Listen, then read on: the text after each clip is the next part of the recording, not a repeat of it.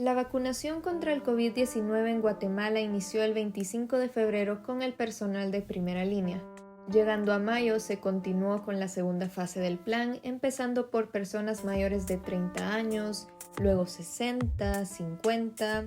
Sí, ya conocemos esa historia. Lo que las autoridades plantearon como un sistema ordenado y efectivo resultó en un proceso excluyente y centralizado. Así que el tema a tratar hoy es cómo el Plan Nacional de Vacunación evolucionó de tal forma que, hasta la fecha de grabación de este podcast, solo en el departamento de Guatemala se concentra el 37.8% de todas las vacunas administradas. Comencemos describiendo el panorama actual. Hasta el 24 de septiembre del 2021, o sea, un año y 7 meses después que inició la vacunación, se han administrado 6.607.982 vacunas contra el coronavirus. Pero nos centraremos en los esquemas completos, ya que eso es realmente lo importante según la Organización Mundial de la Salud. Hasta esa fecha, 2.259.308 personas han completado su vacunación, es decir, el 21.5% de la población que puede optar a la vacuna. Hay que resaltar que la tasa más alta de inmunización está en el departamento de Guatemala, lo cual puede sonar lógico para algunas personas porque es el departamento con más habitantes, pero incluso si comparamos la vacunación por el porcentaje de cobertura, nos damos cuenta que hay bastante diferencia entre Guatemala con algunos departamentos del interior del país. Aquí algunos datos para contrastar. En Guatemala se ha completado la vacunación del 30.6% de su población.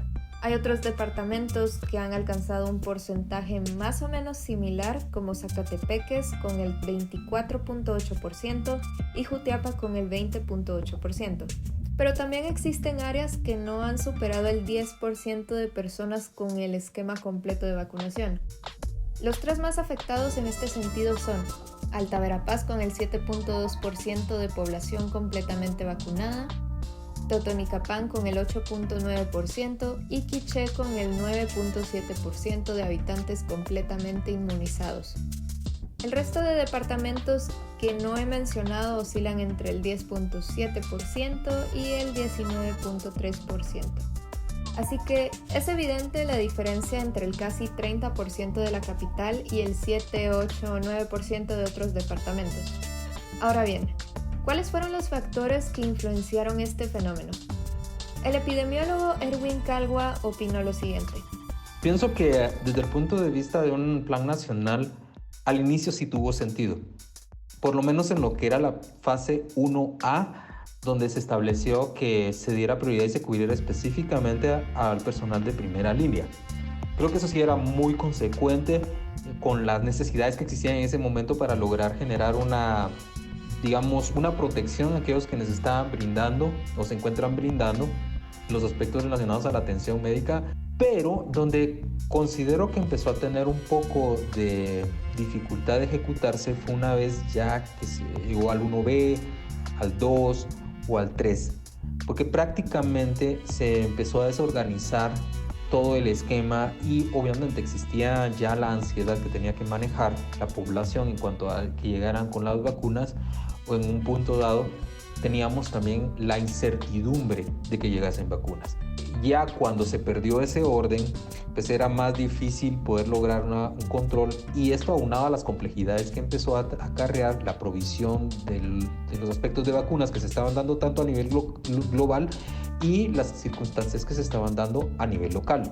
Entonces esto hacía que el Plan Nacional de Vacunación, que en un inicio pues, se miraba como algo bastante ordenado, organizado, en su ejecución fuese más difícil hacerlo, y ya perdió todo su sentido conforme se empezaron a desordenar aquellas programaciones que se hacían, y ya no fue tan útil en función de lo que se había pensado que pudiera ser.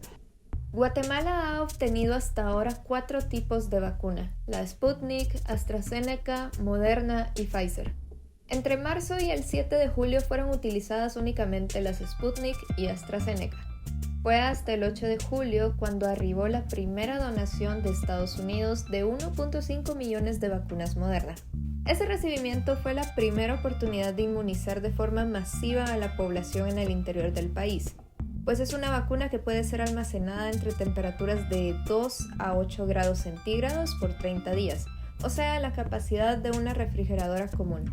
1.5 millones de vacunas pudieron ser utilizadas para inmunizar a 750,000 habitantes en el interior de Guatemala desde julio, pero ello no sucedió, y las Modernas fueron distribuidas en el departamento de Guatemala. El 20 de julio llegó un nuevo donativo de Estados Unidos con 3 millones de vacunas, pero nuevamente no fueron priorizadas en los departamentos. Poco a poco han sido entregadas más vacunas, algunas donadas, otras compradas, y poco a poco se han trasladado a las áreas rurales, pero el ritmo de vacunación sigue siendo deficiente en algunas comunidades. En la jornada de vacunación del 24 de septiembre hubo 4 municipios que administraron una primera dosis cada uno y no completaron ningún esquema de vacunación, o sea que solo aplicaron una vacuna en todo el día. Estos fueron Cajolá en Quetzaltenango, Santa Ana, Petén, Santiago Chimaltenango en Huehuetenango y Usumatlán, Zacapa. Eso sí, hay que ser claros en que en Cajolá, por ejemplo, se han reportado 136 contagios en toda la pandemia y 6 fallecimientos. Y los otros 3 municipios también han reportado entre 74 y 613 contagios y menos de 11 fallecimientos. Pero recordemos cómo inició la pandemia aquí en la ciudad.